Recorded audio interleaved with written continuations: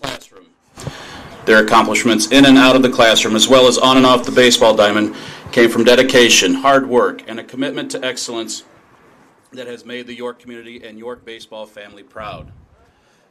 Thank you to the senior parents for your support over these past 4 years, early morning practices, summer league games, and toughing out the cold, wet springs. Thank you to the senior baseball players for your commitment, energy, and effort to the York baseball program and the York community. You have made us all proud. Now here are all of your senior baseball players. Number 1, Luke Pazinski, escorted by father Edward and Leah Pazinski. He's played shortstop and his nickname is LP. He's also been a diver here at York Community High School. Luke will be attending Missouri S&T and will be playing D2 baseball while studying civil engineering.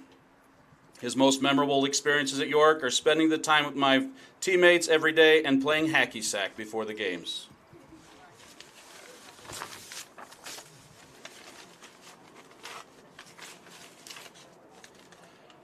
Next up, number 2, Jack Kaminsky, escorted by Michelle and Mike, his parents. He played second base, pitcher, and a utility guy, with nicknames of Cam or the Cammer. He's been with the York program for 4 years. He will be studying accounting at the University of Kentucky, and his most memorable experience is the last year's playoff run and hanging out with the guys after Saturday games. Jack has listed his biggest pet peeve. It's Jacob Perry yapping on the bench.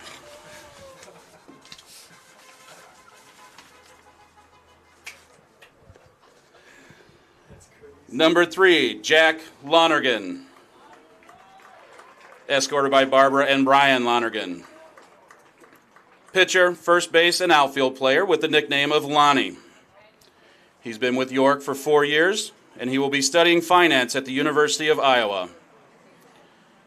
His favorite memory is last year's playoff run and playing hacky sack before the games.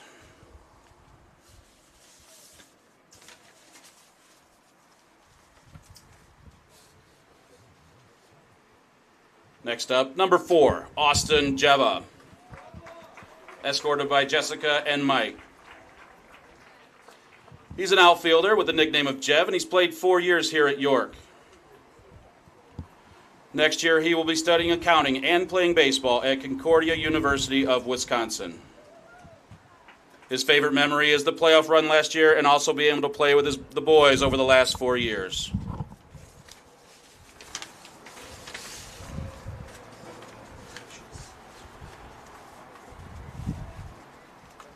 Number 5, Jack Bodak, escorted by parents Sarah and John Bodak. He's been a pitcher here for 4 years.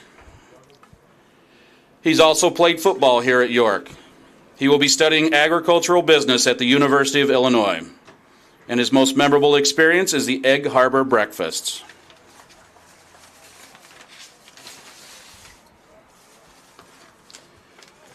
Number 6, Jacob Perry, escorted by parents Kelly and Mike Perry. His position, he's a right-handed pitcher and a game changer extraordinaire with the nicknames of Perry and JP. I just have to read what they wrote, folks. He's played 4 years here at York, and he's going to continue his baseball career at St. John's University, where he will be studying honors finance.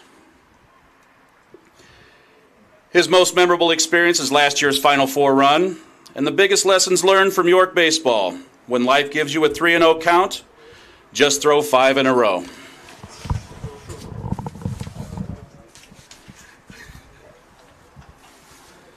Number 9, Ryan Lazowski, escorted by parents Susan and Tim Lazowski. He's played third and first here at York for 4 years with the nicknames of Liz and Ski. He also was a swimmer his freshman year. He will be majoring in pre-health sciences and playing baseball at the University of Wisconsin-Oshkosh.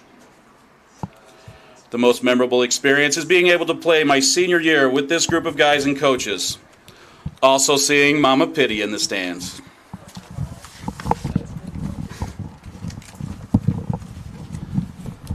Number 11, Marco Giorno, escorted by parents Jill and Wade Giorno. He's played the outfield for 4 years with the nickname of Sticks. While at York, he also participated in bowling and wrestling. He will be attending Iowa State for civil engineering. And his favorite moment is hacky sack rallies with the guys.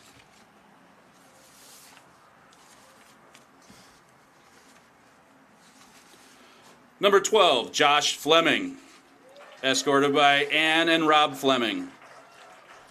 He's been a shortstop and second baseman with York for 4 years with the nickname of Flem. He will be playing baseball at Grand Valley State University and studying data science and analytics. And his most memorable moment and experience is being able to play with my best friends every day.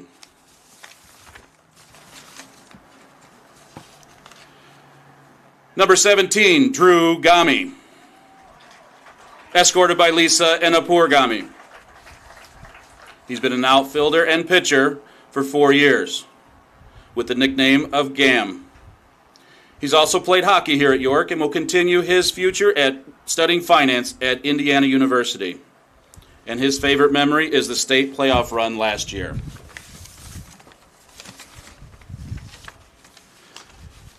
Number 18, Ben DeZillo, nicknamed Diz, escorted by Renee and Tim DeZillo. He's been a pitcher here for 4 years. He's also played hockey at York. He will be studying accounting at the University of Kansas. And his favorite memory was making it to state last year. Number 19, Jackson Bowie, escorted by Jody and Zoom Bowie. He's an outfielder with the nickname of Baba Bowie. Played 4 years here at York and also played soccer here at York. He will be studying finance and accounting in the Gies College of Business at the University of Illinois. And his most memorable moment is hacky sacking with the team. Number 22, Nick Allen, escorted by parents Angel and Derek Allen. The third baseman for 4 years, nicknames of Nico and Allen. He also participated in bowling here at York. He will be studying business at Indiana University and become a pro poker player in the future. His most memorable experience at York was last year's playoff run and the bus rides home after an away game win. Number 23, Owen Chale, escorted by Dad Victor and Mom Missy Chale. He played catcher and first base, and nickname is BC. He also played football here at York. He will attend the Iowa State University for mechanical engineering. His most memorable moments are the post-game minibus rides after a big fat dub.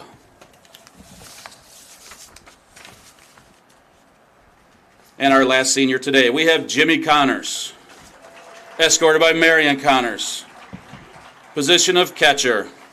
He's been with the program for 4 years and also was involved with football here at York.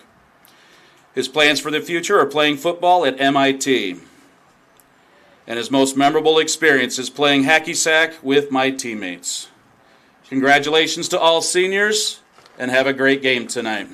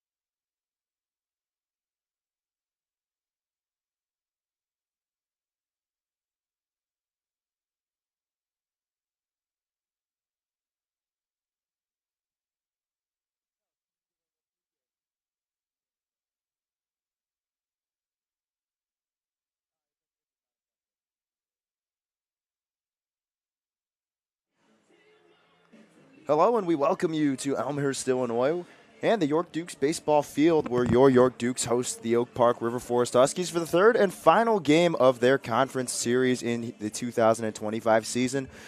Connor Choi alongside me today, TJ Solkaitis, and TJ, the Dukes are trying to win this game. They dropped the first game to tie a share of the West Suburban Silver Conference, then they lost Tuesday 9-8 in Oak Park. They need to come back and win this game to keep their share of a first-place spot in the West Suburban Silver. What's going to have to happen? Yeah, I mean, their defensive side, they've got to do a lot better job pitching. They've been letting up a lot of runs. Like you mentioned, 12 runs in that first game, then 9 in the second. Hard to win baseball games when you're letting up that many runs. And offensively, they got to stop leaving guys on base. They left 10 guys on base in their loss on Tuesday. Still managing to score 8 runs is very impressive for leaving 10 guys on base. But 10 guys on base for any game is very hard to win when that's the case for you. Starting lineup for Oak Park, we have Tim Lurk leading it off, Johnny Nelson, Ethan Moore, Brady Green following it up, George Holland, Oliver Puntillo, Liam Maroney, Kendall Wallace, and Zach Goldberg, your final hitters, and that rounds up this Oak Park lineup. And these first 4 hit you right away. I mean, these are 4 of the best players in the conference, TJ. And then Oliver Puntillo on Monday, 2-hit game for him. He gets the start behind the dish. So it's a top to bottom, really overall, probably the best hitting lineup in the West Suburban Silver. And, I mean, talk about those first 4 hitters, TJ. That's about as good as it gets. Yeah, I mean, you got a bunch of guys committed to play college, and you know that they're going to be able to hit well. So your job out there on the mound is just to throw strikes, and you have to make them hit the ball well. You have to have them prove themselves out there. You can't give them any free bases. Letting them get base runners over is the main key here for them. So starting on the mound for them is Matt Young, and he's got to do a good job finding the zone early on in this game. Well, I was just about to talk about that defensive arrangement. Ryan Lazowski at first base, Josh Fleming at second, Luke Pazinski playing shortstop, Nick Allen at the hot corner. In the outfield, it's Marco Giorno, Drew Gami, and Mason Shorter going left to right. And then behind the dish is going to be Owen Chale today. And then, like you said, TJ, it's going to be Matt Young on the mound. Young with an ERA over 5. Had a hard time in his last start against Glenbard West. The walks have been an issue. Control, definitely something he needs to, kind of get a grasp on if he wants to go deep in games. And, we talk about this, you preach it from a young age. If you're walking guys, it's really hard to go deep into ball games. Yeah, and like you mentioned, he struggled with it so far. He's averaged over a walk per inning for the season. He's walked 20 guys over the course of his 16 innings, just 14 strikeouts. Definitely not a ratio you want. You want the strikeouts to be more than the walks, so he's got to try and figure that out today as they're trying to avoid the sweep against the OPRF Huskies. First pitch for Matt Young misses low and away to Tim Lurk, so the count's 1-0. Young comes set, the 1-0 on the way. Goes inside with the fastball, gets the call, so the count evens out, a ball and a strike.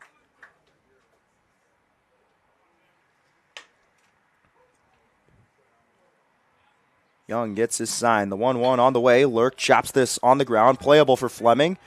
Glove taps and fires it over to first for 1 out. And Matt Young retires the leadoff hitter. Yeah, nice shot by Young. First pitch of ball, but comes back with 2 heaters over the plate. That other one on the outside corner, just rolling over it. Getting the out over there as Fleming made the nice play.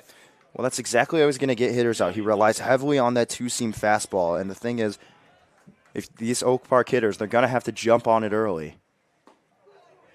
Checking his swing, and it's called for a strike, is Johnny Nelson. Young jumps ahead 0-1 here. Comes set, here's the pitch, and this one, soft liner to shortstop. LP's right there, and he'll put it away. So quickly, Young gets 2 outs, and that's going to bring up the switch-hitting shortstop phenom, Ethan Moore. Young doing a nice job hitting that outside corner early on in this one. Gets the first batter to roll over to second base, and the next one just a lazy line drive over to the shortstop. He's got to continue doing that. It's working for him so far, and we'll see if he can do it again here. Now Moore digs into the plate. Takes the first pitch outside, ball 1. Moore from the right side definitely features more of a contact-first approach than when he's hitting from the left side. And Young paints the outside corner with a 2-seamer. Count evens out 1-1. Don't mistake him losing power for not having any at all. He can still put the ball to the park at any given moment. 1-1 on the way. Moore hits this one on the ground. Glove by Allen cleanly. Steps up. Strong throw to first in time to get Moore. It's a 1-2-3 top of the first for Matt Young. And the Dukes have an opportunity to strike first. We head to the bottom of the one on York Sports Network.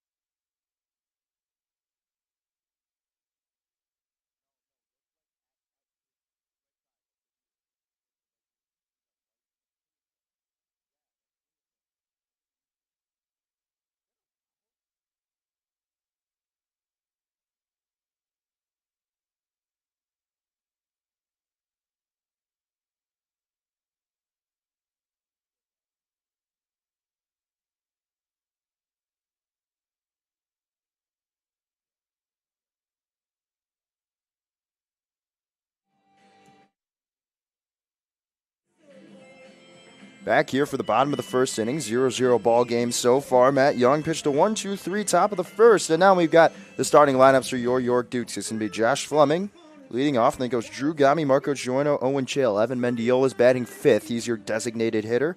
Then it goes Luke Pazinski, Ryan Lazowski, Mason Schroeder, and Nick Allen to round out that bottom part of the lineup. And as your defensive arrangements for Oak Park River Forest will be George Holland at first, Brady Green at second, Ethan Moore at shortstop, Johnny Nelson at third. It'll be Kendall Wallace, Tim Lurkin, Zach Goldberg in the outfield going left to right. Oliver Puntillo behind the dish. And on the mound, it's going to be Owen Edwards for the Huskies. He gets the nod in the final game of this series. TJ, what do you got on him? Yeah, Edwards is a very, very solid pitcher. Sits in the mid-80s with his fastball, 84 to 86. Also mixes in a changeup and a curveball, upper 70s for the changeup, lower 70s for the curveball. Also likes to work in a two-seam occasionally for him. So a good four-pitch mix. Coming off a good outing where he went 3.1, only allowing one hit and having 5 Ks, and he's had a 1.82 ERA on the season. His first pitch on the way is just a bit upstairs, ball one. Josh Fleming, definitely one of the most patient hitters on the team, has walked more than he struck out at a 2-to-1 walk-to-strikeout ratio, I might add, as he skies it off to the right side, but it'll go out of play. It's a foul ball. Actually hits the bleachers, nearly hits a photographer for Oak Park, hanging around behind home plate. So the 1-1 on the way is hammered to left field. This is slicing foul. Edwards left a breaking ball hanging over the heart of the plate, and Fleming just ahead of it there.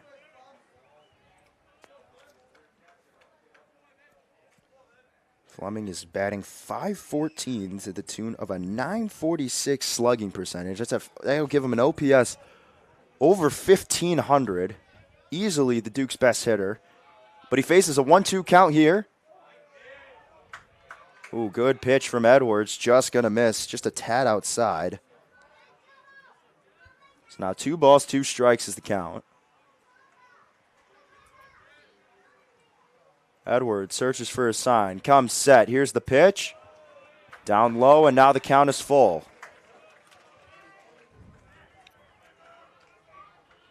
This is when the patience of Josh Fleming really starts to show here. And now Edwards has got to attack the zone. The payoff pitch on the way. Fleming hits this one on the ground past Moore into left center field. It's a base hit. Josh Fleming starts things off with a leadoff single, and the Dukes have a man aboard. Yeah, Fleming does a tremendous job there, battling, fighting off some pitches.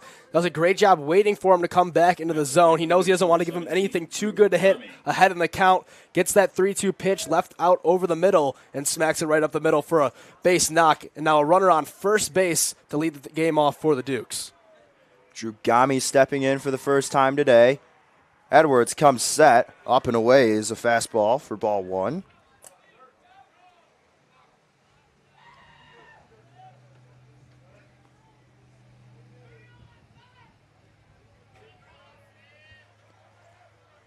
Edwards gets his sign, comes set. Gami foul tips it. So 1-1.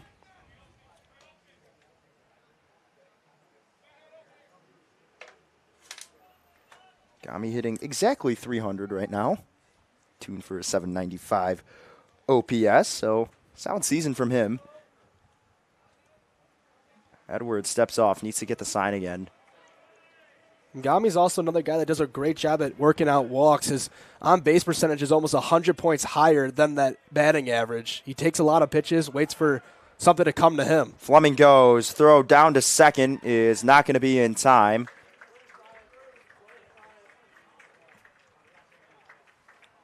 So credit Josh Fleming with a stolen base.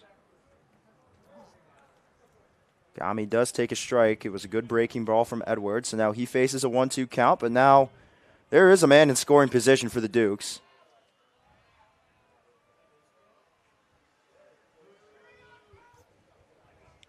Edwards steps off, gets his sign again. Now he comes set. The 1-2 on the way is a breaking ball that Gami pokes up the middle, fielded cleanly by Moore. Throw over to first is just in time to get Gami. This will advance Fleming to third. So now one out. The Dukes have a man 90 feet away from scoring, and it'll bring up Marco Giorno to the plate. Terrific job there by Gami. A 2-strike count. Knows he has to get the runner over at worst case scenario, and that's exactly what he does. Gets a pitch that he doesn't necessarily like, but knows he can put it in play. Gets it up the middle. A tremendous play there from the shortstop in Ethan Moore, getting him just by a step. But now one out in the inning. Giorno coming up to the plate, and Fleming is now over at third. Props to Edwards as well, executing that pitch. Now he's got to get through Marco Giorno. Him and Puntillo just had a meeting on how they want to approach him. Starts him with a fastball up and away that misses for ball one. Comes set, the 1-0 on the way. This time a changeup that just catches the zone. Count evens out, a ball and a strike.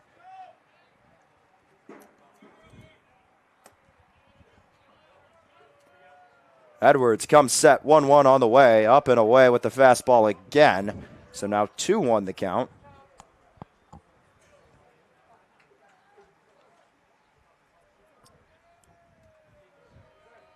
Edwards gets his sign. This one gets away from Puntillo. Coming home is Fleming. He can't find the ball, and Josh Fleming slides home safely, and the Dukes jump ahead 1-0 on the wild pitch. Yeah, just got away from him there. Was trying to find too nice of a spot, spikes the fastball, gets past the catcher. Fleming had plenty of time there, not even an attempt at the plate. The Dukes take a 1-0 lead, and now Giorno with nobody on, trying to start themselves with another rally.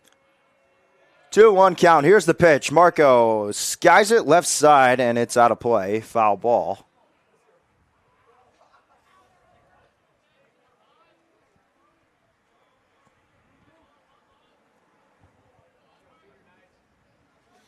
Apologies, it's a 3-2 count, so the payoff pitch on its way. Giorno smokes this one right field, and it's going to be hit right at the right fielder, Zach Goldberg, who puts it away for the second out of the inning. And now with 2 away, it'll be Owen Chale. Now batting for the Dukes, number 23, Owen Chale. OC trying to do something with the bases empty. And breaking pitch way upstairs. Chale batting .392 on the season. 1-0 on the way. Chale fouls it off to the right side. He's got 19 RBIs on the year. Just looking to start something here with 2 out in the inning. Pitch on its way. Chael spoils a good breaking ball. Now 1-2 is the count.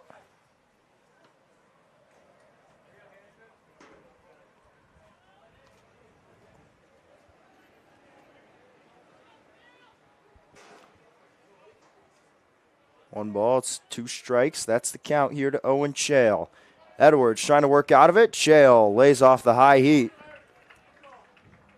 Now 2 balls, 2 strikes, the count. The Duke's doing a great job working the pitch count this inning. This is just about to be his 20th pitch so far. Pitch on the way. Chael pops it up. Shallow right center. Calling for it is Green. No, and he'll be waved off by Lurk, who makes the grab and puts it away for out number 3. So Chael pops out to the center fielder, but the Dukes score 1 off a Josh Fleming base hit, and he comes all the way home off a wild pitch. They lead 1-0 as we head to the top of the second.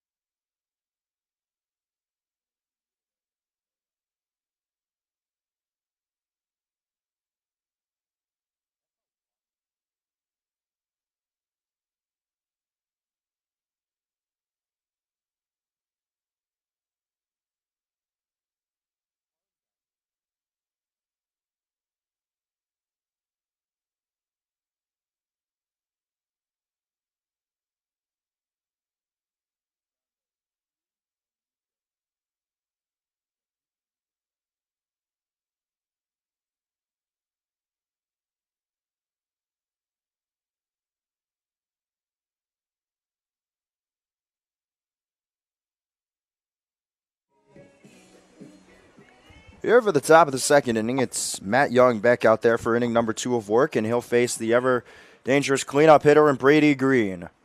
Green has homered twice this series. Got to watch out. Hit an absolute moonshot on Monday to left center field off of Andrew Papadopoulos. That kind of sealed the deal in their victory against the Dukes. Young misses up and away with a fastball. 1-0 the count. And got to be even more careful today with the wind blowing out to left field. Anything up in the air is going to be carrying deep towards the wall, and with his power already, it's going to be making him that much more dangerous at the plate. Young misses outside. 2-0 now the count.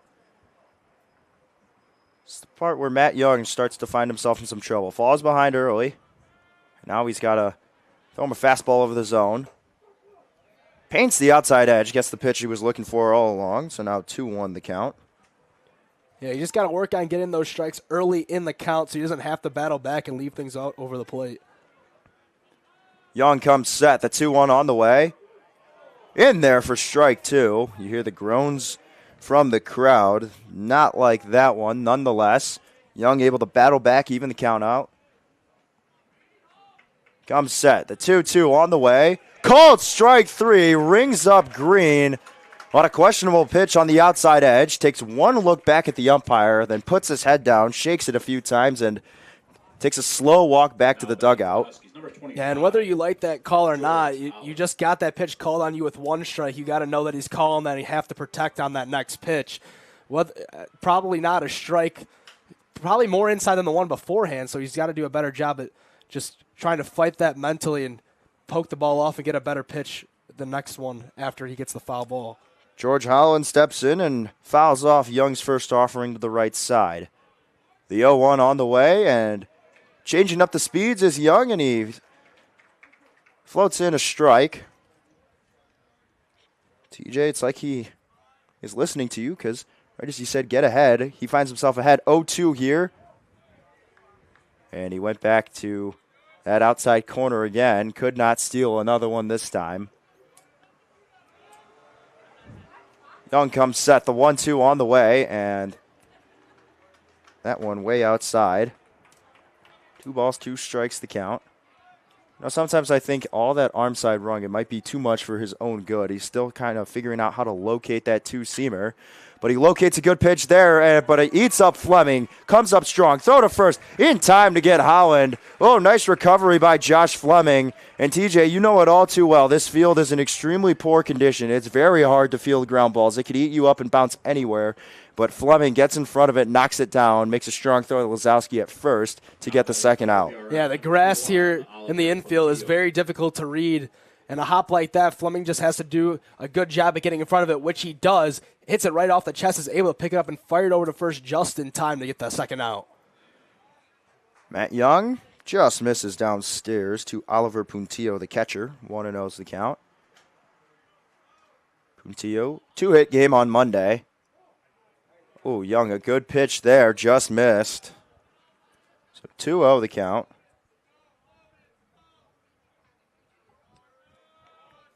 Young gets his sign. Here's the pitch, and inside, and it skips away from Shale. Not even going to attempt to go for it, and I don't blame him. It's 89 degrees outside. TJ, you mentioned a slight breeze, but that does not even make it any cooler. Feels like it's about 90 degrees out here. Well, definitely 90 up in the booth. Young misses low and away, so it's a 4-pitch walk to Puntillo, and that'll bring up the designated hitter, Liam Maroney. And they'll get a courtesy runner for Puntillo. It'll be number 3, Johnny Summers.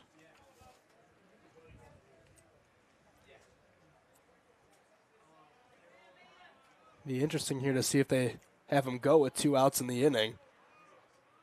Does have good speed. And this one slapped to right field. First pitch, it'll be dropped for a base hit. Summers will take a hard turn around second, but it'll stop. The throw will be cut off by Pazinski. A good one from shorter and right. And on the first pitch that Maroney sees, he lines one into right for a base knock, and now there's 2 aboard with 2 outs. Now batting, number 6, Kendall Wallace. Now it's up to Kendall Wallace to try and tie this one up. Like you mentioned, shorter out there in right field today, playing in place of Austin Jeva, who is sidelined for today with a back injury. So we're going to get to see this junior get some action out there in the outfield today. First pitch to Wallace, up and away. And it's been all sorts of kind of defensive arrangements and like moving people around. Normally it's Giorno in right, Jeva's in left. Obviously you see today Shorter's in right and Giorno is in left field. As Young comes set, and Wallace lines one into center field. This will be a base hit. Summers around third. The throw home will be cut off as he dives in safely, and we have a tie game. Kendall Wallace delivers, and it's tied at 1 apiece. Yeah, Young just leaves a fastball right down the middle. Wallace takes advantage of that one, hits it right back where it came, up the middle. And with that speed and Summers on second base, he easily gets home. A tie ball game with 2 away in the inning. A huge rally for OPRF with 2 outs. Well, it'll be Maroney who goes from first to second. And now the number 9 hitter and Zach Goldberg is up, still posing a threat as there's still a man in scoring position. First offering is up and away, ball 1.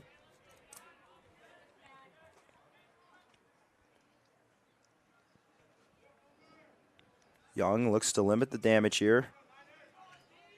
You got 2 quick outs, then a 4-pitch walk, and then back-to-back base hits. We find ourselves in a 1-1 tie, and still kind of struggling to consistently throw strikes is Young as he falls behind 2-0. This is a big pitch right here. He's got to dial it in and just find the zone. Young will disengage and check on Maroney at second. And like you mentioned, Connor, he's getting behind the count, has to come back, and I think that plays into those 2 singles he let up. He was just trying to get the ball over the middle and took a little something off it. And this one's going to get away from Choi. It's behind him. He lost it for a second. Hard turn around third, and Maroney will stop. So another wild pitch. This time it comes from the arm of Matt Young, and now it's 2nd and 3rd, a 3-0 count. The last thing you want to do is walk Goldberg in 4 pitches and get back to Tim Lurk at the top of this lineup. Yeah, you can't walk the 9-hitter, but he's in serious danger of doing that right now. He's got to find the strike zone on this pitch. The 3-0 on the way is way upstairs, so it's his 2nd 4-pitch walk of the inning. And that will indeed bring back up Tim Lurk. And Coach Pitlock calls time, wants to talk things over. And, I mean, TJ, you've had many conversations with Coach Pitlock in your time as a pitcher on the baseball team. What do you think he's saying to him right now? Well, Coach Pitlock's definitely going out there trying to calm him down a little bit. He's a bit rattled. Only a sophomore happens to the best of us as pitchers, but especially when you're this young on varsity. You're in a dangerous situation. You've let up 1 run already. You've had 2 4-pitch walks. He's probably just tell him to calm down a little bit, dial back in, try and find the strike zone, because with a guy in Lurk coming up to the plate with the bases loaded, it's a very dangerous spot. And you definitely don't want to walk him and get to that main part of the order, because they'll definitely do some damage to you if you let them. Well, it looks like we have action in the bullpen. I saw Charlie Martin go out there. Jack Lonergan's walking out there, but that's just to protect whoever's warming up in the pen right now. Lonergan was yesterday's starter, so there's no way he's eligible to throw. Got a pretty full house as I'm looking around, TJ. I mean, the stands are pretty packed. Senior day, everyone's showing out to support their friends, family. And we're in for a good one. And it's up to the young sophomore, Matt Young, to get out of a jam here. And he'll just miss there. Lurk, some great patience.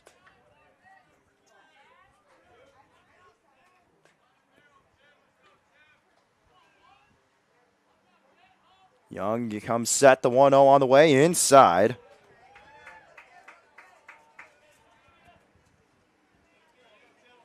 It'll be Danny Rabel, number 8, warming up in the bullpen.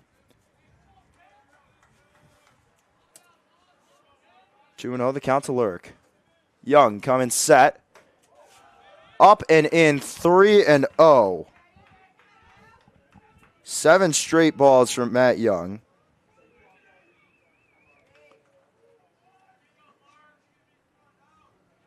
Young comes set, 3-0 on the way. Inside, ball 4. The control has somewhat seemed to have disappeared, as it's his 3rd 4-pitch walk this inning. That time he walks in a run, and it's the score now 2-1. Now batting number 4, Johnny Nelson. Now Johnny Nelson, the batter. Young comes set. His first offering, and it's way outside. This one gets away from Choi. Coming home, Wallace. Young applies the tag. The ball comes loose. It goes back to the backstop again, but no one's going to move this time. Holding at 3rd is going to be Goldberg, and now your score is 3-1 Huskies. And after those 8 straight pitches, all for balls, that one probably the worst out of all of them. Shea didn't even have a chance at stopping that pitch. Coming back to the plate, could have been worse if the base runner on 3rd recognized out of the hand that it got back to the backstop. And this one hammered left field. This will touchdown. It'll be extra bases for Nelson. Goes over the fence. This will plate 2 more, and now we've got ourselves a 5-1 ball game. That was absolutely tattooed by Johnny Nelson, and Oak Park River Forest now has a 4-run lead in the top of the 2nd inning. And when you get to that kind of situation, 9 straight pitches, 9 straight balls, the batter's waiting for a fastball down the middle because they know that you're just trying to get it over the plate at any means necessary, and that's exactly what happens. Young leads a fastball right over the middle, a little something off it, trying to find the strike zone, and Nelson takes full advantage and smokes one down into left field, scoring 2 on the play. Now it's Ethan Moore. Moore takes ball 1 outside. Batting for the Huskies, number 13, Ethan Moore. Moore grounded out to Nick Allen back in the 1st inning. But now he's got a chance to do some damage here. Young comes set. Up and away. 2-0. And at this point, Connor, I think you got to look to make that move to the bullpen as soon as possible. This has been a rough inning for Young.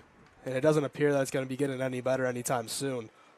Young comes set, and wow, that one not even close. And I understand trying to pitch around potential first-round MLB draft pick, but at some point you just kind of got to go into the zone. Yeah, 12 out of his last 13 pitches have been balls. And the one strike was hammered for a 2 RBI double. Walks him again in 4 pitches. And now Coach Pitlock is coming out. So now we have runners on first and second. Matt Young just did not have it today. It'll be Danny Rabel to try and end what has so far been a 5-run top of the second. We'll step aside here. Pitching change on York Sports Network.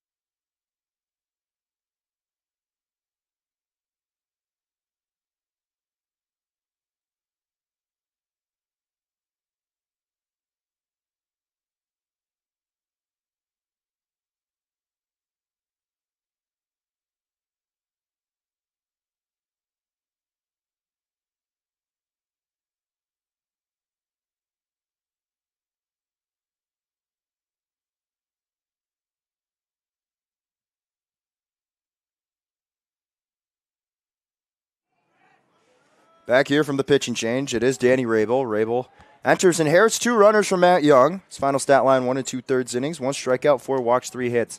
So far it's been 5 earned runs, but we'll see if that changes. Rabel hoping to limit the damage as it's Brady Green for the second time this inning, and he'll take a breaking ball for strike 1. Rabel disengaging.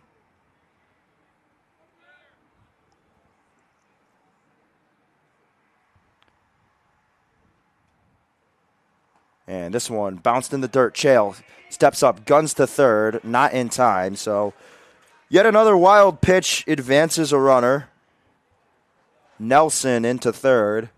Moore hangs back at first. Rabel so far, this is his 10th appearance, his 7th conference appearance. He's got a 2-1 record. He's got a save. He's tossed 18 innings to the tune of a 1.56 ERA. Struck out 15. Opponents are just hitting 121 off of him. So if you need a guy to clean up a mess, that's who you call on. And he gets a wave and a miss from Green. And now the count 1-2.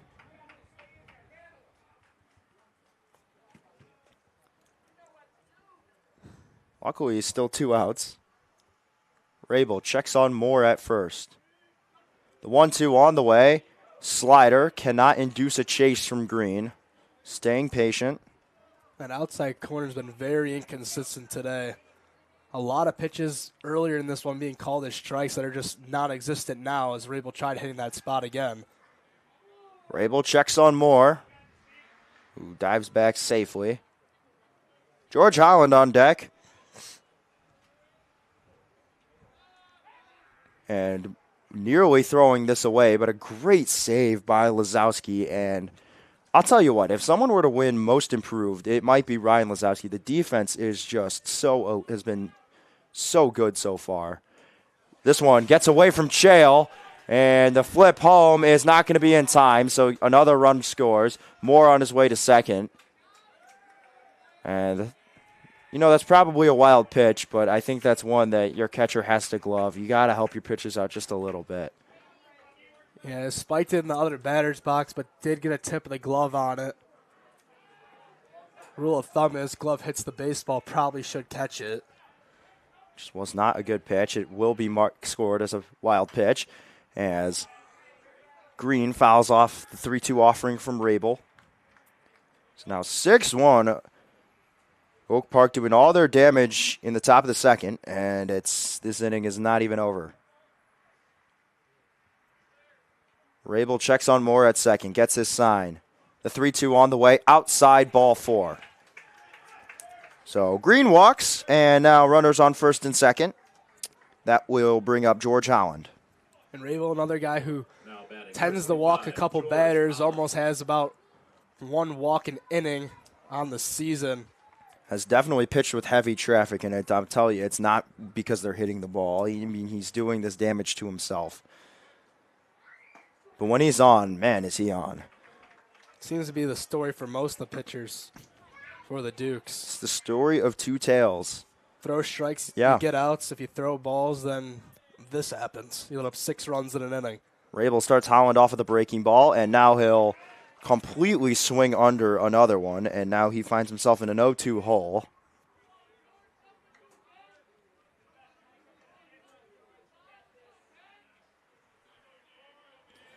The 0-2 on the way, swung on and missed, strike 3. The inning finally comes to a close, but not before Oak Park puts up 6 runs on the scoreboard. It took 2 pitchers to get out of it, and it's 6-1. We head to the bottom of the second. They score all 6 off 3 hits and 5 walks.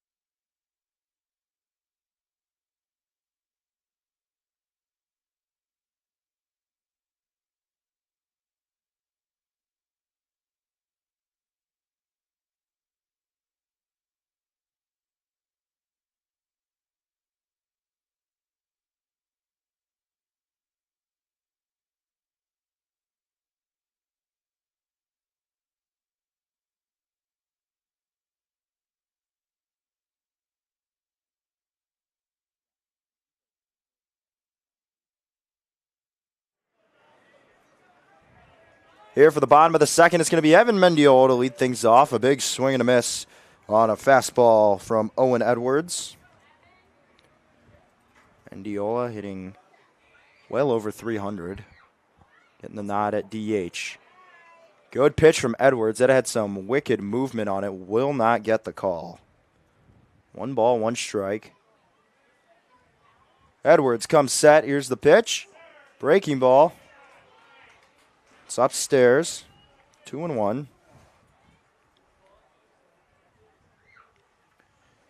Edwards comes set. 2-1 on the way. And misses inside with the fastball.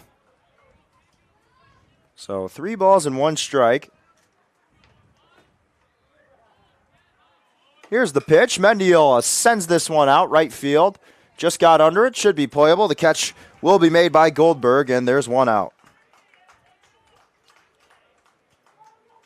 Now, 1 out, nobody on. It'll bring up Luke Pazinski to the plate. Now batting number 1, Luke Pazinski. LP has taken big strides at the plate this year. Driving the ball with authority now. And he looks to get something going here for his team. Edwards misses low and away, ball 1.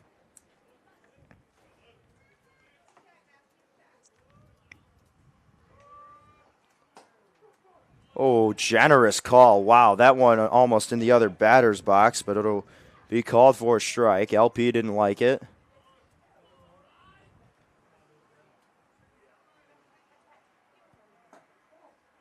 And inside, so Pazinski takes ball 2. So 2 balls, 1 strike.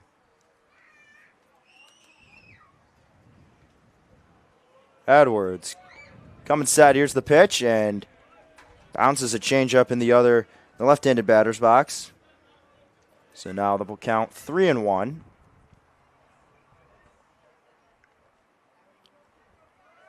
Edwards gets his sign, comes set. The 3-1 on the way. Pazinski grounds this up the middle through the legs of Edwards for a base hit. Wow, Edwards not being hit there is almost a miracle. He kind of spun around, spread his legs out a little bit just so it wouldn't clip him in the thigh. Yeah, no idea how he got out of the way of that one. You're catching a break on that one as well as Edwards, because if that one bounces off of Edwards, probably a playable ball in the infield. But instead, a base knock up the middle for him, now bringing up Lazowski. He's got some smooth moves there. Lazowski taking strike one.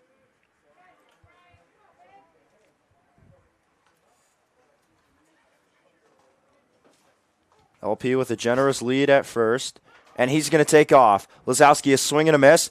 Throw from Puntillo, not a good one, as it's going to hit more in the chest, who was backing up Green in shallow center. So LP's got a stolen base. Now there's a man in scoring position with 2 outs. And with the way Lazowski hits the ball, if he can get a base hit, that should score LP, especially considering his speed. At the very least, you want to advance the runner with only 1 away. Got to correct myself there. The 0-2 on the way, swung on and missed, strike 3. So Edwards gets Lazowski in 3 pitches, picks up his first strikeout of the day, and now it'll be Mason Shorter for the first time today.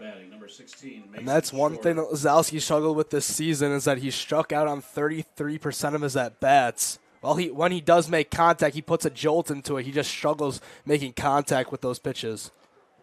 Shorter takes strike 1. Here's some fun facts about the Shorter family. There's 4 boys, right? And the oldest one, he's at Purdue. He played football and volleyball. Actually, just walked on. Yeah, just walked on it as a tight end. As Shorter takes ball 1 outside. Then it's Mason, and he's got 2 younger brothers who are freshmen. Both were drafted to a juniors hockey league in Canada. And as tall as Mason looks, and Mason's probably, I don't know, give or take maybe 6'2". He's the shortest one in his family. Oldest brother's 6'7". His freshman brothers, I believe it's 6'4" and 6'6". That is one tall family. Edwards missing outside, 2-1 the count now. And normally when you have so many tall people in your family, you would expect them to have some of them be basketball players. Not a single one. Not a single one. Luke did play freshman year basketball, but then Shorter hits this one up the middle. LP got a jump on it. He's going to come home. No, and he'll trot home and score, I should say. He really slowed up there. I thought he got the stop sign from Pitlock at third. And now it's 6-2. Mason Shorter delivers. And now Nick Allen looking to keep the party going with 2 outs.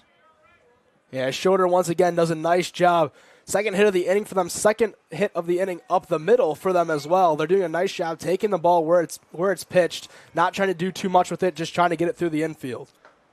Allen takes strike 1. Who needs basketball when you can hit RBI singles off of Oak Park River Forest on a 90-degree day? Oh, yes, 90 degrees instead of the air-conditioned gym. Yeah, the air-conditioned gym. Edwards comes set and misses up and in.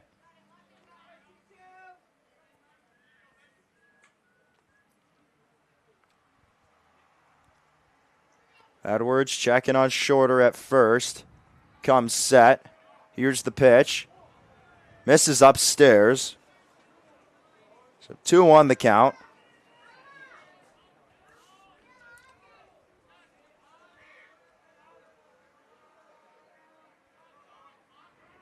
Edwards comes set, and he misses with the fastball up and away. He wanted that call bad, and it's now 3-1. Allen, a patient hitter, can also come through big when needed. 3-1 on the way. Allen will take it for strike 2. Feel like he had the take sign there. Yeah, especially with where the ball was placed. Fastball down the middle. The payoff pitch, Shorter goes. Allen slaps this right field. It'll fall for a base hit. Shorter around second. He'll head to third. Pitlock gives him the stop sign, and Allen with a hard turn around first, but now he'll retreat as Green was backing up the throw. But another single. That's the third this inning, back-to-back. Shorter, now Allen, and there's runner on the corners, and Josh Fleming is up to bat. And that's exactly what you needed from the Dukes. Coming in after that inning, you let up 6 runs. You need to get some runs back on the board. You get 1. Now you got 2 runners on for the top of the order in Josh Fleming, who already has a base hit in the game today. And as we know, a very, very dangerous hitter for the York Dukes. The only player on the team with enough at-bats to qualify. He has over 1,000 OPS, and his is over 1,500. Edwards misses badly on the first pitch. Got Puntillo jumping into the other box to make the play. Or catch. Excuse me. The 1-0 on the way, and Fleming will take it. Good-looking pitch, call for ball, too.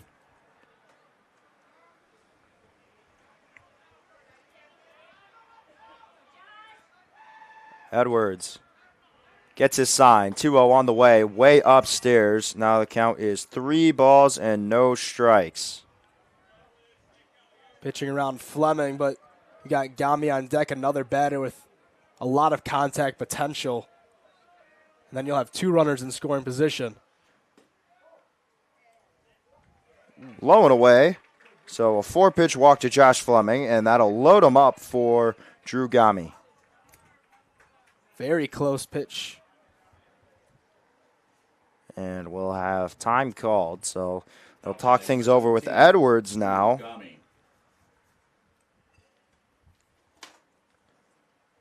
Yeah, pitch count is up there so far for Edwards. He's got 46 on the game, 48. He had 20 in the first inning, 28 here in the second. So definitely won't be going in late into the game. A lot of pitches for both sides. You had Young throwing 39, so almost 40, and only an inning and 2/3 of work. And then, Rabel 10 pitches just to get an out.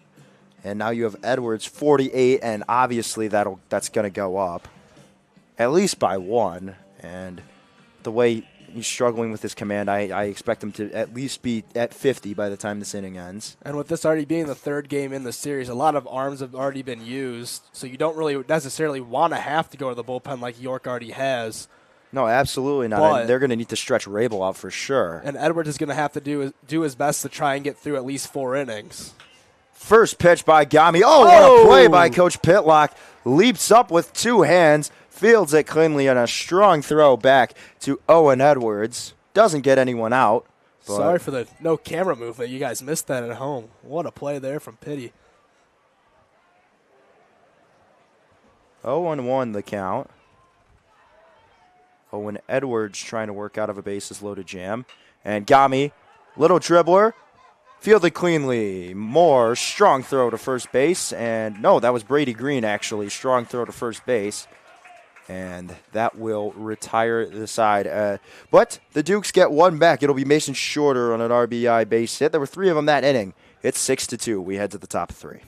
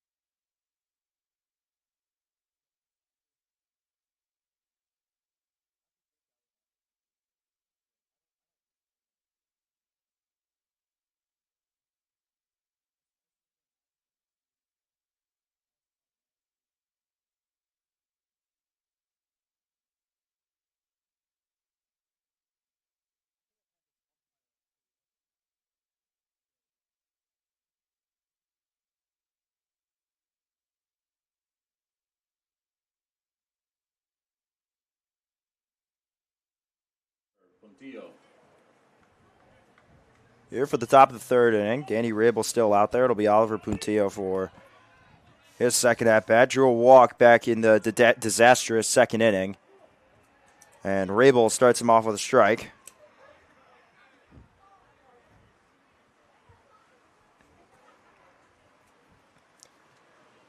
Oh, 1 on the way. A flying saucer slider in there for strike 2.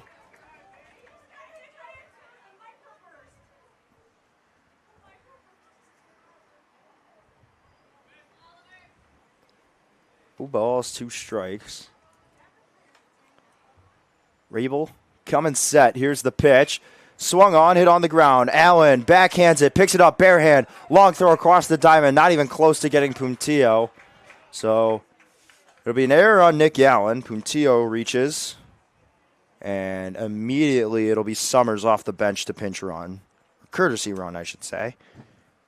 Now batting, number 24. That's a rough one for Allen. Got hit with a huge gust of wind, blowing up all the dirt in his face as soon as that ball was hit. Got a glove on it, just wasn't able to get the ball over in time. But now OPRF, after the huge innings, got another chance here. Runner goes. This pitch low and away, and Shale's throw not going to be in time. It was really close, a lot closer than I expected. Yeah, and a lot of credit to Luke Pazinski. Yeah, clean scoop there by Pazinski. Gave him a chance. Maroney takes ball 1. He singled back in the second. Rabel comes set. Floats one over and just going to miss. It was a good-looking breaking ball.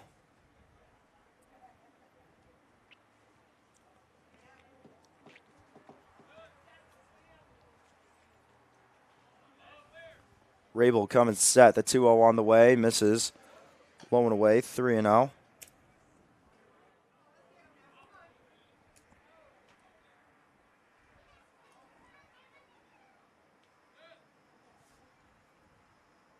Rabel comes set.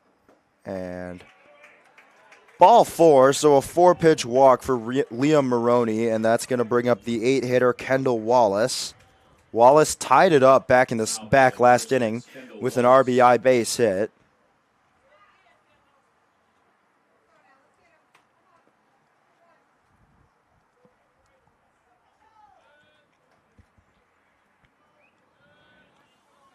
Rabel comes set and fires in a strike.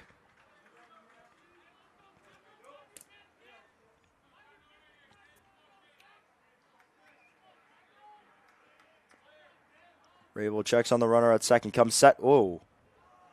Loses control of the breaking ball there. Goes behind the head of Wallace, who kind of just leans forward and ducks down to avoid getting domed. Rabel comes set. 1-1 on the way. Just it badly. It's now 2-1 the count.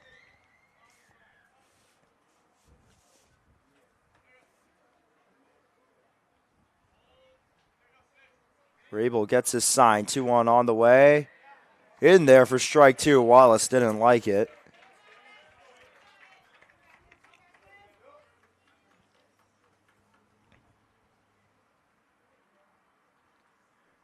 Rabel comes set. The 2-2 on the way.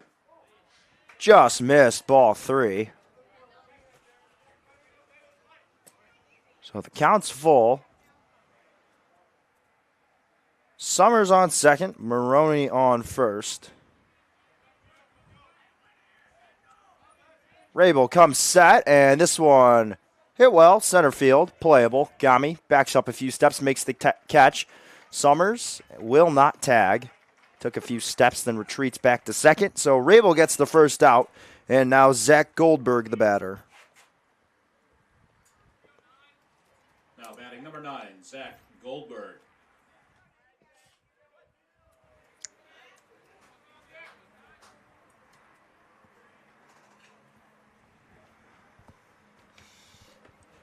Rabel taking a moment, tying his shoe.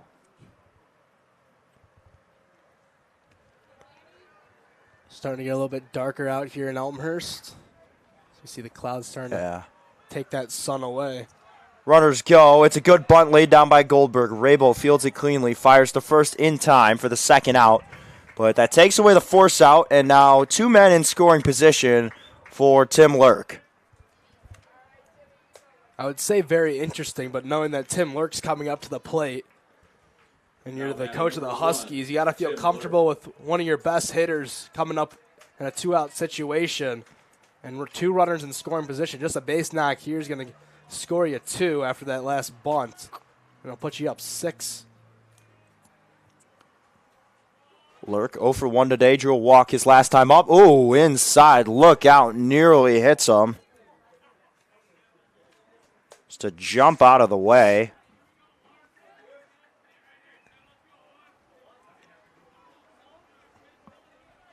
Rabel gets his sign, comes set, and Lurk hits this one well, slicing towards left center. Gami racing back to the track, and it one-hops the wall. It bounces over Gami's head. He's got to come up and throw it. Lurk into second with a double, plates 2, and your score is now 8-2 Huskies. And just like I said, Connor, the bunt with 1 out to give up 2 outs, but you have Lurk coming up to the plate. You know he's going to do damage. Wind blowing out to that left field side of the field, and that ball just got that carry. It started pretty much right at Gabi. The wind just took it, put it out into left center field where he couldn't get out to it. Short hopped off the fence. 2-run score across, and now you got the heart of the order coming up here with Johnny Nelson, who's already doubled here today. And Nelson ripped a 2 RBI double his last time up, similar to what we just saw Lurk do. And he'll take ball 1 inside from Rabel. And Choi calls time. Go up, chat things over with Rabel on how they want to approach Nelson. And that's the one thing about this York Dukes pitching staff is that they don't have a lot of varsity experience. Just having Bodek and Lonigan, who are healthy, that have been on the varsity level before. So it's a lot of trial and error with these younger guys. They go out there, they try to do their best, and they try to learn along the way. Look out, breaking ball nearly gets Nelson ducking out of the way, so 2-0 the count. Yeah, losing Ben DeZillo and Jacob Perry, 2 big losses to the staff, and you knew already at the beginning of the year it was going to be hard, but you didn't know how hard it was going to be. There have been growing pains, but you know they've worked themselves to a tune of a 10-5 conference record, now trying to fight back to get a share of first place. But it's looking hard here. The Oak Park has been on top of the ball. 3-0 count, and generous strike call given to Danny Rabel, so Nelson will have to see another one. Nelson still in a hitter-friendly count now. He's going to have the green light to go ahead and take a rip at it, trying to score Lurk from second.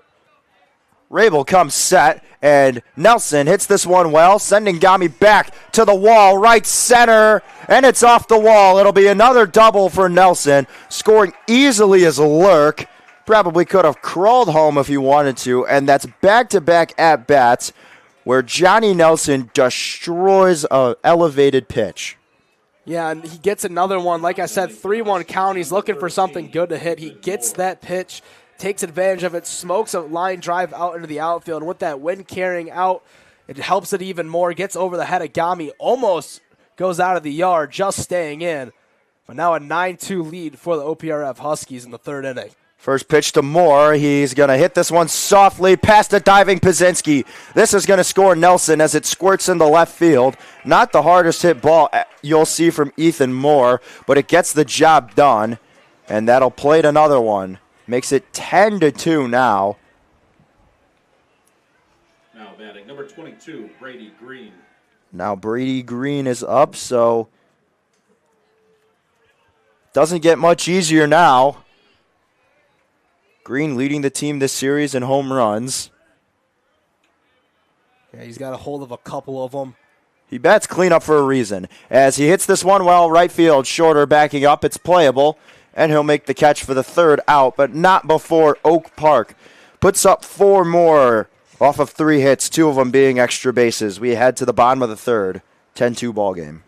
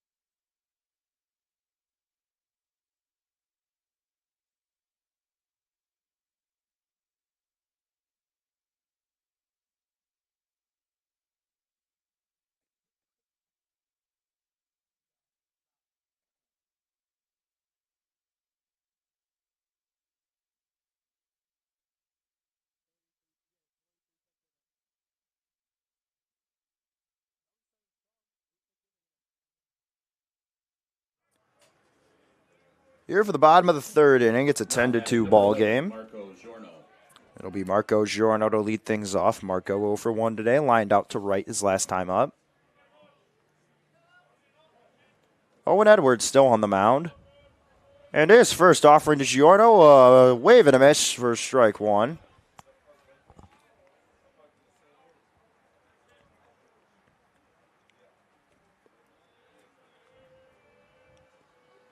Edwards coming set and up and away for ball one.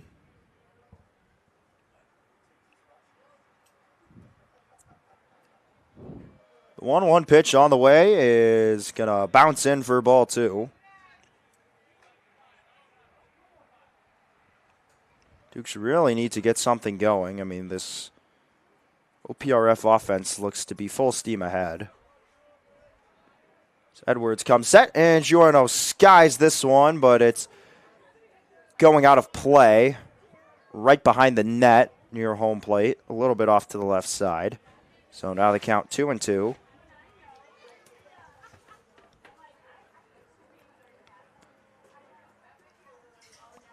Edwards comes set, 2-2 pitch on the way, up and away for ball three.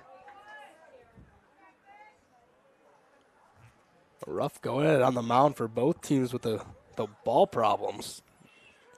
So Edwards only giving up 2. But he walks another there. Giorno draws a leadoff walk. The Dukes have a base runner on with nobody out.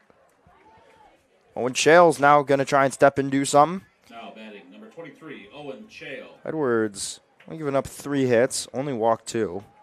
So he's not really giving up any super hard hits. And he's kept it down. He's definitely done his job. That's exactly what you need out of your 3 starter in all honesty. A good rotation. Your 3 guy obviously will give up some runs, but not going to do too much. Chale hits this one on the ground. Green flips it to Moore for 1. Over to first in time. It'll be a double play. So that immediately makes up for the leadoff walk drawn by Giorno as Chale grounds into 2 outs. And now Evan Mendiola up with 2 away. 10, Evan Mendiola. So 4-6-3, tailor-made for that middle infield for the Huskies. Just a twin killer there. You started the inning off strong, got a man on base, you had your 4-hitter up, and does the only thing that you don't want to happen. Just hits it off the end of the bat there. Just out ahead of that outside pitch. Yeah, absolutely. Just so unfortunate. And now Mendiola quickly finds himself in a 2-0 hole as he fouls back the 0-1 offering from Edwards.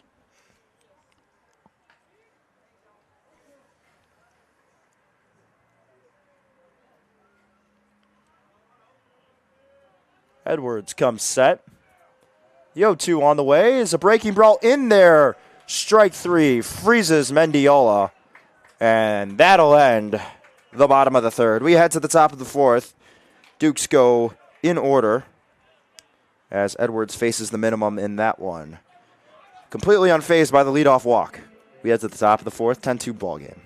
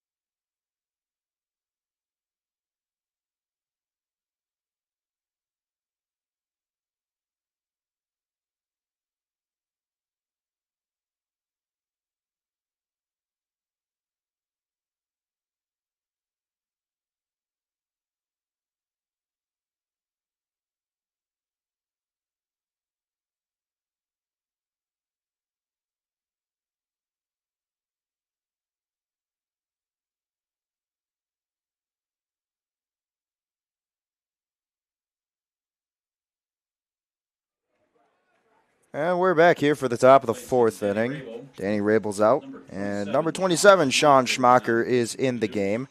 That'll end Rabel's day. 1 1/3 of an inning of relief. He strikes out 1, walks 2, gives up 3 hits. 4 runs, only 3 earned. Hitting no batters. And now it's up to Schmacher. Just keep things rolling here. And George Holland to lead things off. Schmacher starts it off with a strike. Good breaking ball there. 0-1. Schmacher misses low. Ball 1. Gets his sign, and Holland skies it. Right side. Lazowski giving chase, but it's on the other side of the netting, and it'll be a foul ball.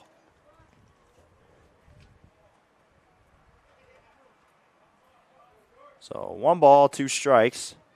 Schmacher coming set. Here's the pitch. Just a bit outside. Good spot there. Ahead in the count, 1-2, trying to get that outside corner, just missed. Coming set, the 2-2 on the way. Holland hits this one well. Gami's there, and he'll make the catch for the first out. So Holland lines out to center, and now Oliver Puntillo, the batter. Puntillo over 1 today. He's reached both times. Reached on an error as well as walking back in the second inning.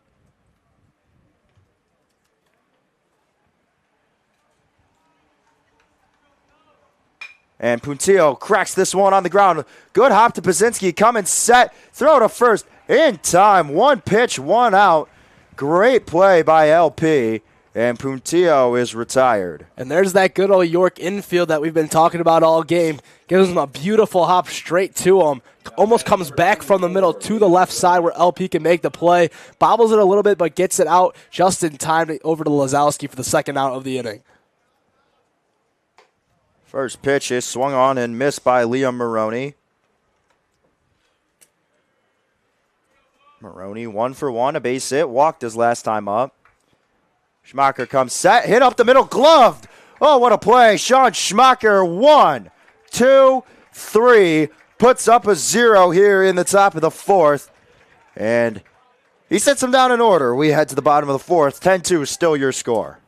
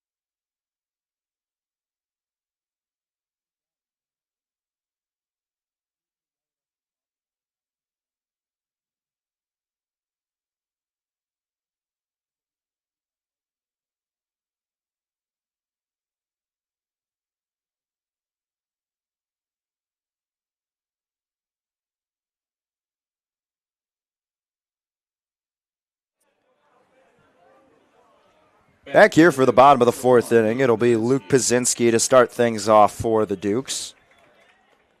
LP 1 for 1 today with a base hit. Yeah, nice job leading things off last time, actually, with the base hit up the middle. Eventually scored. And he slaps Edwards' first offering to the right side. And it'll hit the netting and come back and roll all the way down the third base line.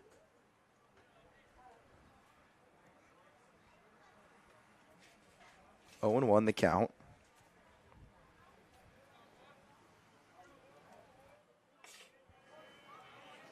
Edwards comes set. 0-1 offering to Pazinski, and he's just under it, and he wants that one back. Count now 0-2. Feels like every single time I watch him taking that bat, he's got a new bat in his hands. Is that just me? Feels Yeah, like he's always using the bat that always OC switching and them. Mendiola were using. Now he's got this one. Why would you switch it up? You got a base hit last time. I don't know. He did the same thing last year. Who knows?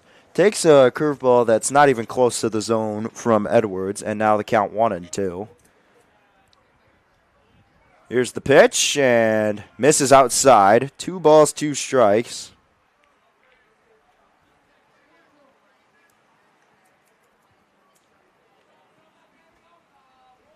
Edwards coming set. Here's the pitch. Pazinski skies it. Foul territory, left side. And making the grab is going to be Johnny Nelson. Yeah, tough play there with the wind. Nelson does a good job just getting in the general area of it, waiting for the wind to push it around a little bit. Eventually settles under it. Makes a nice catch for the first out. Lazowski now coming up to the plate with 1 away in the inning. Struck out in his last at-bat swinging. Edwards, this is 1-0 the count.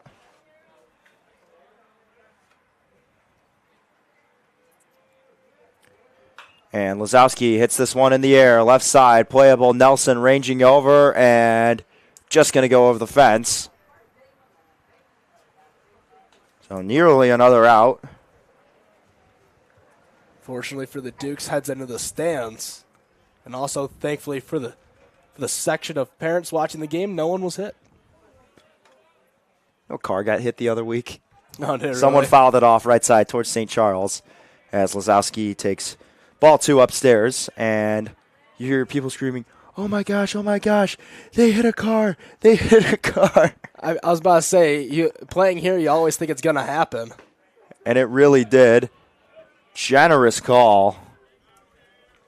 Looked to be below the knees, but Edwards is going to get it, and now Lazowski, instead of a 3-1 count, now has to protect in a 2-2 count. Pitch on its way. Lazowski just fouls it back. Talk about protecting. Doesn't even extend the arms. Kind of just turns the shoulders and just gets a piece of the bat on it. Instead of protecting the plate, I think he was protecting himself from getting hit with that ball. That 2 team had a lot of run on it. Yeah, maybe it's a bit of both. I mean, one thing, Edwards is getting some good induced vertical break as well as horizontal movement on that 2-seamer. But he's going to miss outside there. So now the count is full. So Lazowski doing a great job battling this at-bat. Yeah, just missed that backdoor changeup. Tried to get him looking. Just left it a bit outside. Payoff pitch on the way. Lazowski lifts it in the air, sending Wallace back at the track. He turns up. Goodbye. Ryan Lazowski delivers a strike, and it's 10-3. That one just kept carrying and carrying and carrying. At first, it looked like Wallace would have a beat on it, and next thing you know, it flies over the fence, and now the Dukes only find themselves down 7. Yeah, and there's that wind coming into play. He got a good chunk of that baseball on the barrel. Looked like it was going to get over his head originally, but that wind just took it about another 20 feet, carried over the fence. One hop, the batting cage is out in left field, and while still down quite a bit, they do cut into the lead, making it a 7-run ball game.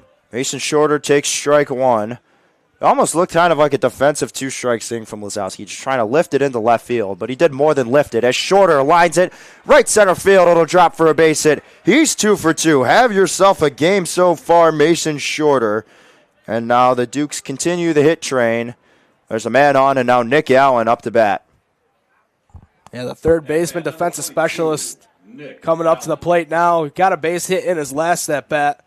Looking to do the same, just kind of poked one out in the right field, found some green grass out there. And with Shorter's speed, we'll have to see if they get him moving around the bases with 2 outs in the inning. Here's the pitch, and he's going to miss.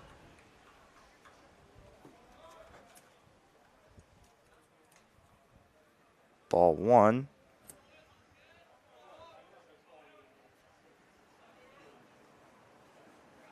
Edwards comes set. Just a bit upstairs. Looked like it was going to be a strike, but I guess not.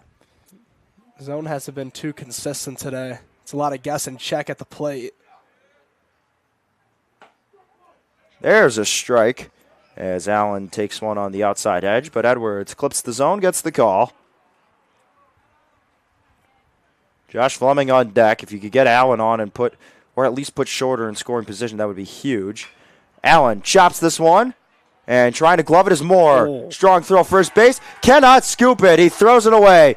Shorter gets the stop sign. Allen to second, and Ethan Moore's defensive struggles in Elmhurst continue. It just cannot seem to figure out how to play this grass if it's not hit perfectly at him. He throws it away. Holland could not scoop it. And now there's 2 runners in scoring position, and Josh Fleming, the batter. Yeah, Moore 3 errors in that game on Monday here at York. And this time it wasn't so much the hop. He made a great play on the hop. Just threw it too low, and first baseman could not make a scooping effort on it. And that's a huge play for the Dukes because now you got your top of the order coming up, and Fleming with 2 guys now in scoring position and a chance to make this a 5-run game and continue to cut into the lead. Fleming takes a strike. It's not the best pitch, so now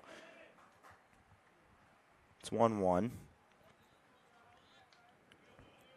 Moore just kind of waited back on it, and that was his mistake. But Fleming punishing here, but Wallace there makes the catch, and they're going to double off Allen. No. Oh, no, they throw it away. Shorter's going to come home and score. What in the world was that? They had Allen dead in the water. They could have easily doubled him off. And did Green just miss the ball at second base? It was a low throw, and he missed the scoop.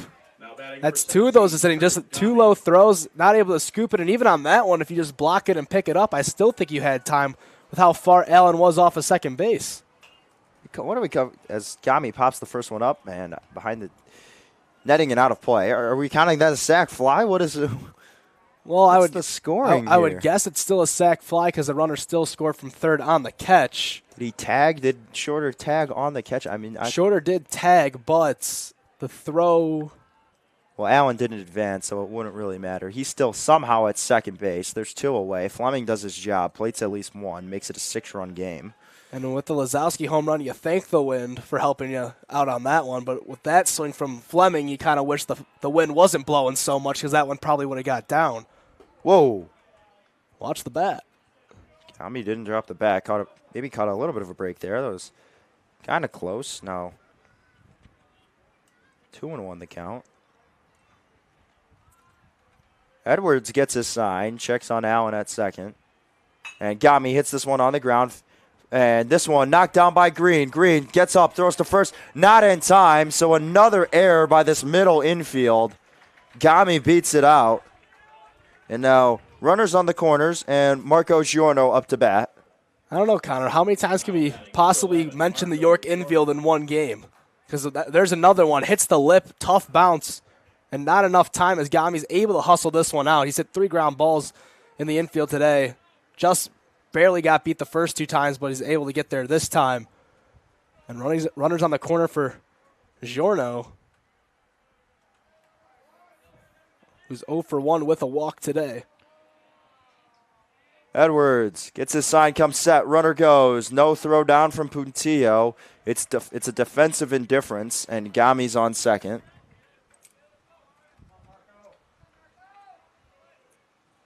Two runners in scoring position now for Giorno, looking to cut into the lead. They need him to come through here. We'll take a strike, a good changeup from Edwards. I will say TJ has changed up a lot of movement, and I mean before the game we were looking at some numbers in terms of horizontal and vertical break on his pitches, and we were confused. But his changeup, it's looking like it's having as much movement as it says online, and those numbers were not fabricated. They were not off. I mean, it's a legitimate, really good-looking changeup. And with the wind, too, you're getting an extra couple inches of movement Giorno from the right side. Skies it. Lurk. Shading over. Left center. Fights the wind. Makes the catch and puts it away. But the Dukes tack on 2 runs. in part to a home run by Ryan Lazowski. So we head to the top of the 5th inning, 10-4 ball game.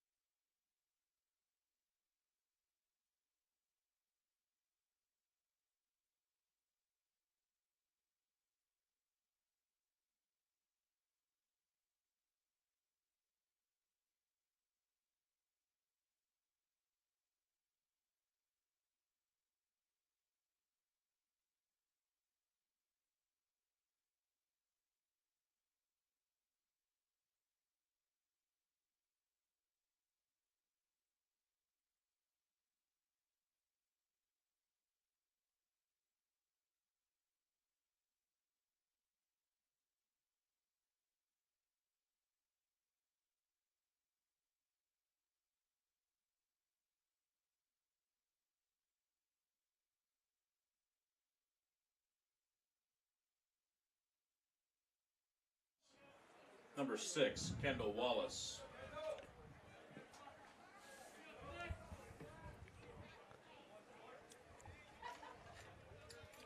Here for the top of the 5th inning, it'll be Kendall Wallace leading things off. Sean Schmacher still out there for the Dukes. Schmacher coming set, and he'll drop in a slow curveball to Wallace. Wallace 1 for 2. Schmacher coming set, and he misses down low. So far, it looks like Schmacher's throwing a lot of change-ups, a couple mixing in the sinkers. Really have not seen him go to like a 4-seam fastball. He will there, misses upstairs, wants it back. 2 balls, 1 strike. Schmacher will step off. Yeah, Allen lost his hat over there in the wind. I know a thing or two about losing the hat in the wind. I've had my fair share of problems with that. Schmacher coming set, the 2-1 on the way. Just misses, 3-1. Who else has losing your hat issue? Jacob Perry. Yep. Big problem last year for Perry. Every pitch.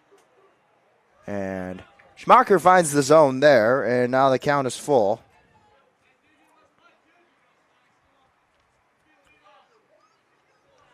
Schmacher gets his sign. The 3-2 on the way. Upstairs, ball 4.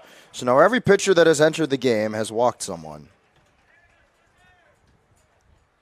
At least that one was a full count. He was challenging him a little bit. Missed a Number couple 9, pitches Zach just around the Goldberg. zone. But he's got to continue what he did last inning, finding the strike zone. He went 1-2-3, the quickest inning we've had here today, in just 8 pitches. Runner goes, and this one flared out right center. It'll drop. Giorno with a dive, and Wallace flying around the bases. He'll head to third. So it'll be a bloop single from Zach Goldberg, and now runners on the corners, nobody out. And that will bring up Tim Lurk. Now batting for the Huskies, number 1, Tim Lurk. Yeah, just a tough break there for the Dukes. A little flare out into the outfield. Shorter tried getting over there in time, just out of his reach. And with the speedy Wallace on first base, he was able to go first to third on that little flare out there. And now that brings up the top of the order once again with Lurk, who last time he came up doubled one off the wall. Hit it to left center. And Schmacher starts him out with a changeup in there for strike 1.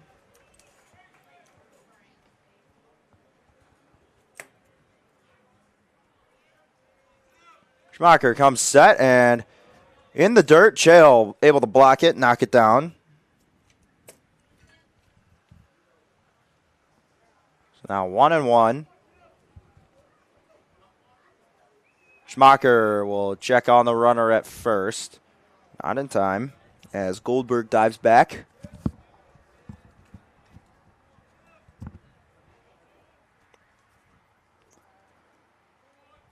Schmacher comes set. Now we'll step off. Really worried about Goldberg. Highly doubt he's going. I think OPRF would really like to get a big inning going and get up 10 to potentially end this game over. Nope, runner does go. This one gloved by Allen. No, it gets past. Goldberg does run, so now he'll be able to get to third. And that will plate Wallace, so that'll be E5. Allen's second error of the game. Another tough hop for Allen. He's not getting any favors over there at third base. No lucky hops, nothing. Barely got a glove onto that one, but still found its way into the outfield. Another first to third on a pretty short single. A run comes across, and now a very dangerous spot. Ooh, Johnny Nelson. Some big swings. Hey, why not? Wind's blowing out.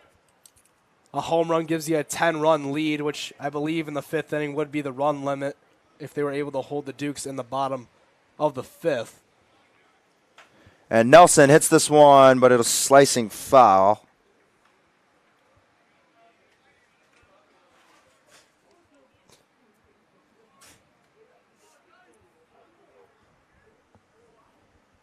Schmacher will go back, tries to get him in time. They got Lurk sleeping. Great move by Schmacher, steals an out. And now instead of runners on the corners, they've only got runners on third. So he gets the out back, makes up for Allen's error. And Nelson hits this one on the ground. Allen goes home, diving home, and getting thrown out is going to be Goldberg. So it'll be a 5-2 fielder's choice. Yeah, nice job there from Allen. Not letting that play get in his head. Schmacher helps him out a little bit, getting that pickoff at first. 13, and just plenty of time for Allen. He took as much time as he needed to get that ball home, and he was out by a couple steps. And this one's going to kick away from Choi. Getting to second easily is going to be Nelson.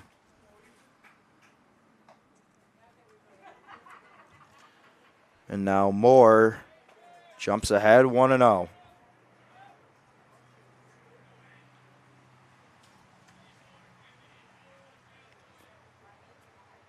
Schmacher gets his sign, checks back at second. Delivers the 1-0, and he's going to miss, so falls even further behind in this count.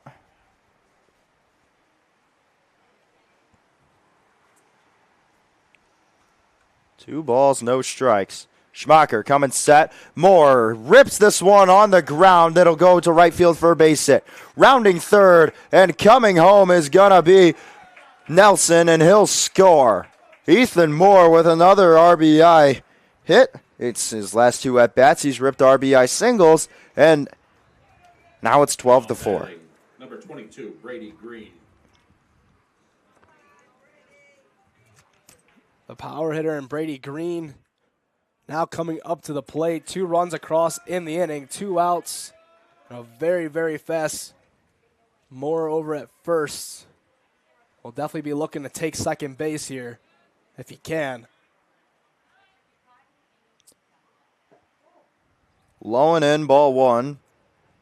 Or we could just wait for a pass ball the way this game's went so far. Lots of those happening. Green 0 for 2. Struck out, flew out, has drawn a walk. And he hits this one well into right center field. This will fall for a base hit. Moore around second. He's heading for third, and now they've got runners on the corners. Brady Green comes through, delivers his first hit of the day. And now with 2 away, 2 on, it'll be George Holland.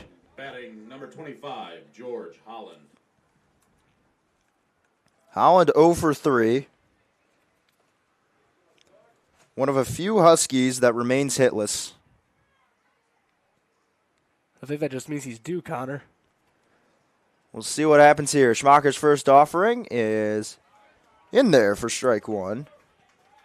Holland lined out to Gami the last inning, I should say, where he faced Schmacher. So this is his second time getting a look at the junior righty. Schmacher throws over to first, but Lazowski has to drop to just block it down. So no tag will be applied. Yeah, and a nice job by Lazowski blocking that one, because if that gets away, that's another run for OPRF with a runner on third. Goes back to throw. This time, diving back safely is Brady Green.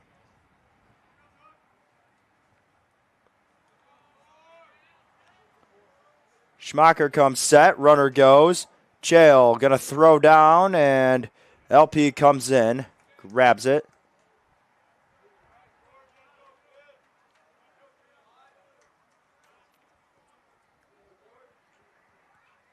So 1-1 the count. Now there's two runners in scoring position. And this one hit on the ground into left field, a base hit. This will score one. Here comes Green on his way home. He'll score. And now the Huskies are up 10. And another good job of taking the pitch where it's placed. An inside fastball takes to left field. Another nice hop off the lip of the infield grass. Originally could have possibly been a play made by Pazinski, but flies over his head in the outfield. And with two runners in scoring position, they both get around the bases. As a pitcher is warming up in the bullpen for the Dukes. But with a 10-run lead, you got to think that you just got to leave in Schmacher and hope he can get out of this inning. Rick and Brody is up and throwing. He threw on Monday. So another guy that OPRF has already seen on the mound. Struggled with command on Monday. He got himself into a bases-loaded jam, and then eventually it led to Andrew Papadopoulos coming in, giving up back-to-back home runs, and it allowed Oak Park River Forest to jump ahead to the tune of a 12-6 lead before the bottom of the seventh. The pitch control seems to be a big theme here with all the Dukes pitchers at this point. First two pitchers today both struggled with it. Schmacher a little bit better, but has had a little bit of trouble in this third inning of work. Oliver Puntillo cracks this one. Center field, ranging over. Gami leaps back, makes the catch. Wind took that for a little bit of a ride. Schmacher gets out of it. He did his best, but he gives up 4 here in the top of the 5th. We head to the bottom of the 5th. Dukes have one more chance, but a string of hits and RBIs from Oak Park River Forest sets them up to run rule the Dukes here. They got to get something going. We head to the bottom of the 5th.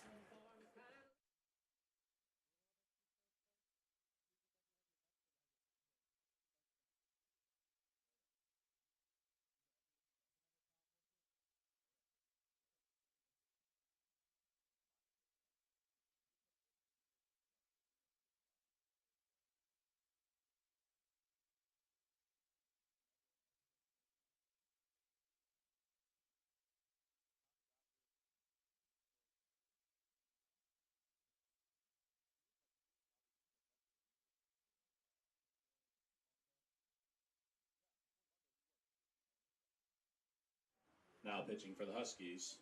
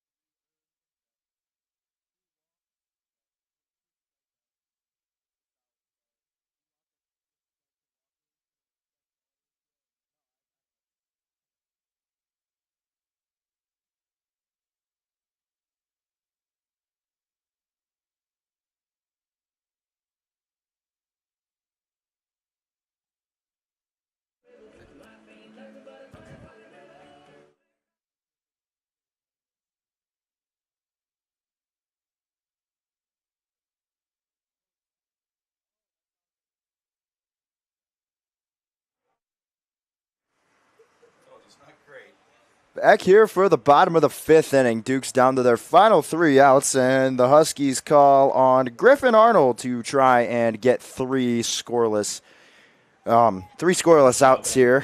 3 outs without giving up a run for a 1 scoreless inning. It's hot, guys. Give me a break. Owen Choi fouls the first one back, hits it off a pole. Now the Oak Park assistant coach runs out to go grab it. That guy on Monday showed up at about 3:45. The rest of the team didn't show up till about 5 o'clock. And then I saw him at Chipotle after as I was eating dinner. What was he doing there, Connor? He was watching film, so they set up a little game changer box as Chael's gonna foul another one away, so 0-2 the count. And he was just rewatching the game. That's dedication right there. Get in there an hour and 15 minutes early. Chael skies it. Lurk right there. Routine play, and he makes the grab and puts Chael away.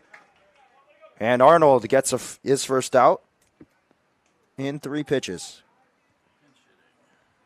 And now pinch hitting for Evan Mendiola. We're going to get some Jackson Bowie action here. Hey, it's senior day. Got to get the seniors in that batter, too. Number 19, Jackson. As Jack Kaminsky is also on deck right now currently. If someone gets on, Pity should let Perry take some swings. Only if he could. I asked him earlier today if that's a possibility. He said can't swing the bat either with that arm injury he's had. His arm is just strong enough to do game changer. Just strong enough. Very reliable source, by the way. Yeah, he's gotten a lot of practice with it the last 2 years. Yeah, he's on top. He's on top of it. Cannot pitch this season, likely out all year as Bowie fouls it right back into the hand of Puntillo. He's fine. If you just get shakes anything it out. wrong on the scoreboard, just know our backup source was Jacob Perry, so you can blame him instead of us. We have the game changer pulled up right now just in case. It's always good to double check because the scoreboard out there on the field is not always accurate. I don't know who does it, but sometimes they're not paying attention, so they'll miss a pitch or two occasionally. I do know Jack Bodak was looking for it earlier. Whether or not he's actually doing it is another story. And strong fastball in there for strike 2 from Arnold. No, because I saw Bodak catching up with Ruggieri and Hughes earlier. And Arnold misses low and in, so the count full. See if Bowie can get on base here, a full count. Arnold trying to retire Bowie here. The 3-2 on the way, and Bowie skies it. Right side, could be trouble. Coming in and making the play is Green. Wow, he did a great job fighting the wind, tracking that the entire way. Comes back and makes the grab, kind of behind the back almost. And that is going to be the second out, and only one more is needed, and the last hope for the Dukes is going to be Jack Kaminsky. And Jack Kaminsky did get on base in 2 at-bats on Monday. He got on twice. Three plate appearances. Finished the day 0 for 1. Get walked and hit, right? If he got that sack bunt down, he would have been 0 for 0 in 3 plate appearances. A hit by pitch, a walk, and a sack bunt, and he lines this in the left field. Cam's got himself a base hit on senior day. How about that? And now with 2 outs, the Dukes have a little bit of life, and Ryan Lazowski up to bat. And he does what he does best. He takes that ball over the second baseman's head. That's what coaches are always preaching, going the opposite way, trying to hit something over the second baseman's head, and he does it to perfection right there. A 2-out single for Kaminsky. And like you mentioned, Connor, Ryan Lazowski now at the plate. This one tapped. Oh, they're going to say it hit the either his foot or it hit the ground. Someone's screaming why, and Lazowski said it hit the ground. Letting the completely calm individual from the Oak Park River Forest side know that it is indeed a foul ball. The 0-1 pitch on the way. Ooh, a good one from Arnold. Wow, I'm surprised that was not called for a strike. Good looking fastball. And he's got some good velocity coming. He's got some good pop coming out. I know as he Gets Lazowski in front of a changeup. I know in run rule, and when you're up 10, you want to put the game away. It's kind of weird. You can't just throw out someone that could jeopardize ending the game early, but you also don't want to put out your best pitcher. But it is the last game of the series, as Lazowski's going to tattoo a base hit to left field. Wallace picks it up, and Austin Jeva comes in. This is a surprise. Jeva has been dealing with a back injury. That's why he has not really played. Yeah, I was told before the game that was the exact reason he was not starting in today's game. But a senior day base hit opportunity for Jeva. 2 outs, 2 runners on. I would not be surprised if Jeva gets on that you see Colby Baird come out of the bench and just pinch run for him. Very, very fast runner. Well, so is Jeva, but obviously also don't want to keep that back injury going. This is definitely someone you want back for playoffs. I mean, even if he doesn't start, this is just the idea of having him available is definitely more settling to the York coaching staff. Whoa, big slider. First breaking ball we've seen from Arnold. He misses up and in. So count evens out, a ball and a strike.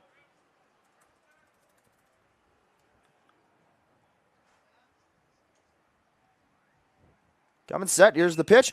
Jeva hits this one on the ground. Green fields it cleanly and fires to first in time. And the Huskies complete the sweep over the Dukes.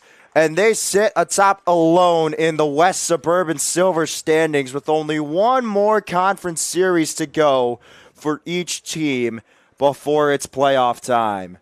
Huge series sweep, TJ. Yeah, for sure. You know, both teams came into this series hoping to try and win the West Suburban Conference, but OPRF just gets the better of the York Dukes here this week. 2 close games earlier on Monday and Tuesday, but today OPRF came out and they were ready. A lot of pitching struggles early on for the Dukes. A lot of runs given up in those second and third innings. And after they got up 10-2, it's really tough to come back from that. You know, the Dukes battled back offensively, but the pitching really never came around. And OPRF was ready to take advantage of the York pitching troubles today. Well, that'll do it for us. Your final score, 14-4. Matt Young, the losing pitcher in today's affair. And Owen Edwards picks up the win through 4 solid innings in his start to close this series. Well, that'll do it for us here in the broadcast booth. Alongside TJ Solkaitis, I've been Connor Choi. Join us next week, Tuesday and Wednesday. Dukes host Downers Grove North in their final conference series of the season. And have a good night. And always remember, go Dukes.